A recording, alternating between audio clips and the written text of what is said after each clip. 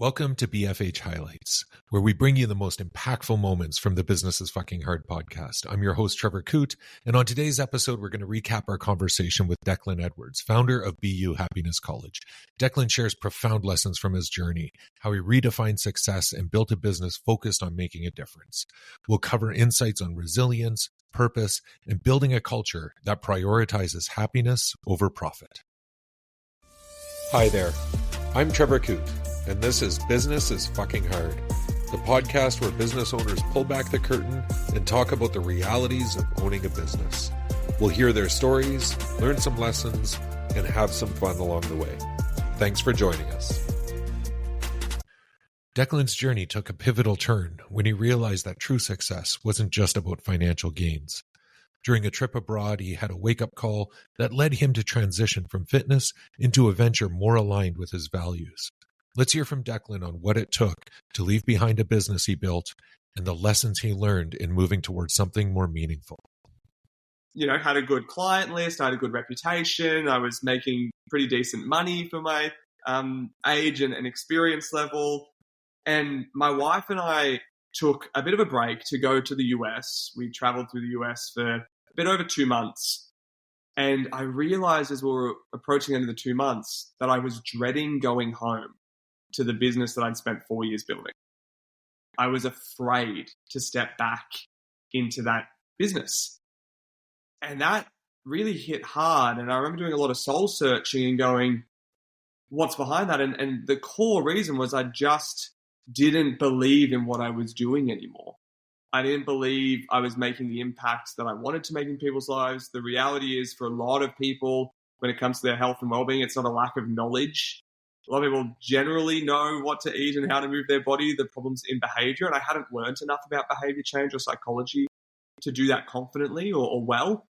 And so I was having this real moral and ethical clash with my own business. And I remember saying to my fiance at the time, now my wife, hey, I think when we get home, I want to close the business. And she was gobsmacked. She went, what do you mean? Yeah. You've sacrificed so much for so many years.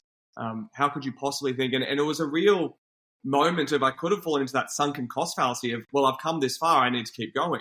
And I'm so glad I didn't. There was something in me, intuition, gut instinct, whatever you want to call it, that was like, there's something else I'm meant to be doing. And that was the pain motivation, was I don't want to go back to what I've made, which is scary as a business owner to admit to. And then the pleasure side was, well, what do I want to do? And I realized I wanted to learn a lot more about behavioral change, psychology, mental health, and well-being. As Declan grew BU Happiness College, he focused on a mission bigger than himself, growing global happiness. This vision helped him rally a team and scale the impact of his work. Here, he discusses the importance of purpose in business and how it shaped BU Happiness College's direction. So when I made that move and started, opening what would become BU Happiness College, because it was so aligned from day one with, well, what's the purpose of this? What does it stand for? I didn't even know at the time that there was such thing as a social enterprise or a for-purpose, for-profit organization. Right. I didn't know about any of this. I was just like, I want to have something that feels meaningful to me. And I ended up boiling it down to, I want the world to be happier. And that eventually became our vision of grow global happiness, right? We exist to grow global happiness. That's why this entity exists. And just from day one, having that thought, what it encouraged me to do was think at a larger scale. Because I started going, wow, if I'm going to grow global happiness, if I'm going to change happiness on a global scale, it doesn't seem daunting at all. I know, right? And so I need to immediately go, this needs to be about something more than me. So I need to start thinking about, how do I rally a team to this? How do I build out great, staff members and community members? B, I need to be thinking about, how does this spread a ripple effect, and how do we impact people's lives who we may never actually meet or work with? And C, I need to start thinking more than just, how do I work one-to-one with people? We need to think about, again, how do we go one-to-many? And actually, someone asked me a couple of years ago whilst I was traveling, they were like, can you digest what you do at BU Happiness College down onto like a napkin? And I went, yeah, I can now. It's taken many years to get there, but I can. I wrote at the top, purpose to grow global happiness. How do we do that? And I went, well, first step, we help individuals be happier. And that's what we went to market with, because that's the community I already had from personal training. I knew how to work with people on an individual scale. I already had people who wanted to better themselves. Every business has tough days, but for Declan, 2019 brought a major crisis. He returned from a transformative trip only to find that his business had a limited financial runway. In this clip, Declan opens up about the pressure, the difficult decisions he had to make, and the resilience that saw him through one of his hardest days. We're 2 years into going BU Happiness College. This is where we're at that stage where we're having fast growth. We've gone from 3 to 11 staff. We're on top of the world. It looks like we're absolutely smashing things. And we took our first ever international, we call it an expedition happiness. It's like a retreat overseas for people to go learn about happiness, learn from another culture. We went to Africa and did a safari. And then as a group, we set out to climb Kilimanjaro. And that pretty well broke me. I really struggled with altitude sickness at the top. I really got beaten down by that mountain. So I was not in a good headspace to start with, or good physically.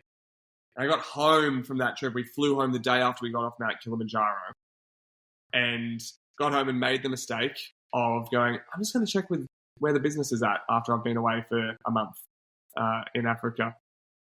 The worst headspace and worst time to check in on where your business is at is after nearly dying at the top of a high altitude mountain and then flying home on a long haul flight.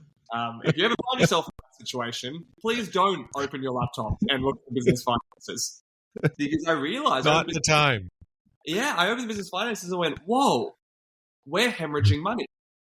We have about a 6-week runway before we close this. And I had no idea. And look, that's a fault on me for not monitoring that better. I had a business partner at the time and that was in charge of that side of the company. I was more front-end marketing, sales, product development. He was back-end with finances, systems and ops and all that. Why didn't you tell me? And again, this is a fault on me that I can go to the time. He goes, I was scared to tell you. So we didn't have a lot of trust in our working relationship. We didn't have a lot of psychological safety to be able to have those tough conversations. And so it just got swept under the rug. He's like, I thought I'd tell you after we got back from the retreat. And so now I'm faced with, I have 6 weeks to turn this business around before we collapse. This is where I go, we need to go from 11 people. We need to reduce down to a core staff as fast as possible. And I'll tell you what, that at that night, I barely slept at all. One of the defining aspects of Declan's journey is how he's built a resilient, value-driven culture at BU Happiness College. With a clear set of principles, Declan prioritizes his team, clients, and community impact over pure profit. Let's listen as he talks about creating a culture that supports hard decisions while staying aligned with his vision. So all of our team, all of our staff, everyone involved at BU goes, hey, this is how we make decisions. It is based through our purpose and our vision of growing global happiness. It is based through our core values. It is based, on weighing up what's equally scary and exciting, the green light principle we use in decision making as well as an organization. It is based on how do we prioritize the ship and the health and safety of the ship overall. And so everyone agrees to this. It's part of their onboarding now. As we hire people, they come in, we go, we understand how decisions are going to be made, whether it's decisions in easy times or decisions in hard times. They're all going to be made from this same guiding set of principles. And I'll tell you what, that has made such a difference for my peace of mind, such a difference for my own mental health as a business owner, such a difference for our team in terms of a sense of buy-in and ownership and collective understanding. Yeah. It's something that I can recommend to any and every business owner is have a one-page set of principles or foundations about how you make decisions. Be it easy decisions, hard decisions, good decisions, bad decisions, whatever. Right. How we're going to make a decision. And if we can look back on a decision and go, we made it from those principles, then whatever the outcome, we stand by it. Whatever happens as a result of it, we stand by it because we made a decision in a way that we have agreed to make decisions. Declan's journey is a powerful example of what it means to lead with purpose and resilience. By staying true to his values, he's built a business that impacts lives, proving that real success truly goes beyond profits. Thanks for tuning in to BFH Highlights. To hear more of Declan's story, check out the full conversation on the Business is Fucking Hard podcast. See you next time.